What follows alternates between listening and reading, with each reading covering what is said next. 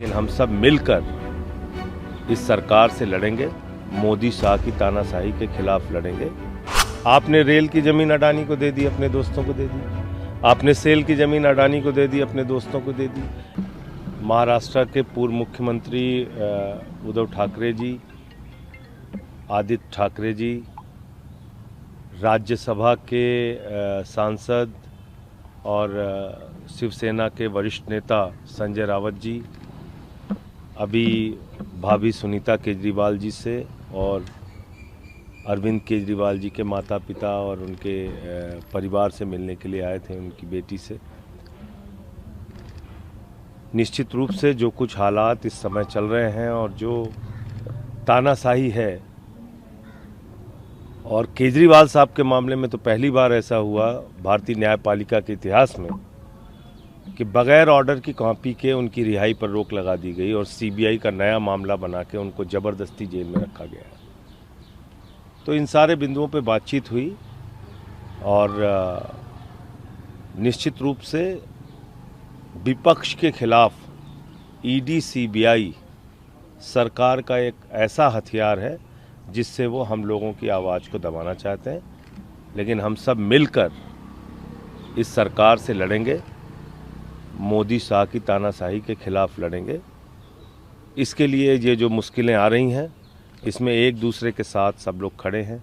ये विश्वास उद्धव जी ने भाभी सुनीता केजरीवाल जी को और उनके परिवार को दिलाया। देश की एक ऐसी प्रतिभावान खिलाड़ी जो विदेश की धरती पर गोल्ड मेडल ला सकती थी, उसको साजिश करके और फाइनल के पहले अयोग्य घोषित कर दिया गया। मेरा सीधा सवाल है, पहले जब गई होंगी तब वजन हुआ होगा, क्वार्टर फाइनल जीता होगा तब वजन हुआ होगा, सेमीफाइनल जीता होगा तब वजन हुआ होगा, और तब 50 केजी क्रॉस नहीं किया। अचानक फाइनल में जब गोल्ड मेडल मिलने की संभावना थी, उसके ठीक पहले 100 ग्राम ओवरवेट दिखा के आपने डिस्क्वालीफाई कर दिया।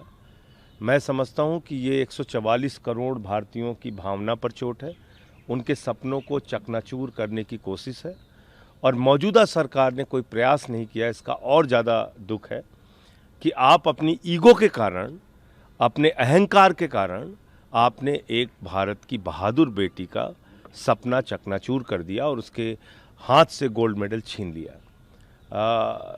कीनिया से भी गए गुजरे हैं क्या हम लोग?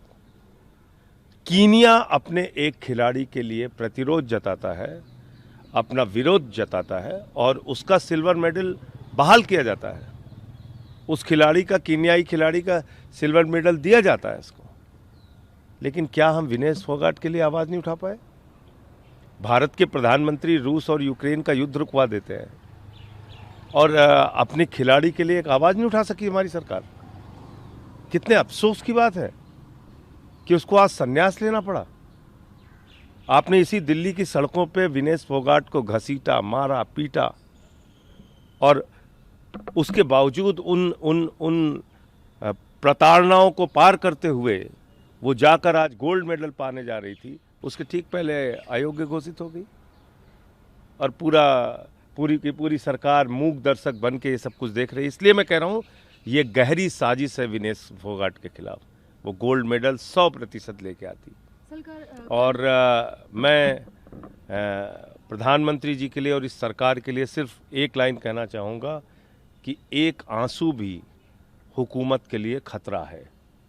तुमने देखा नहीं आंखों का समंदर होना। आप ऐसे मत सोचिए कि विनेश फोगाट के आंसू बेकार जाएंगे। देखिए, हमारा रुख बहुत साफ है।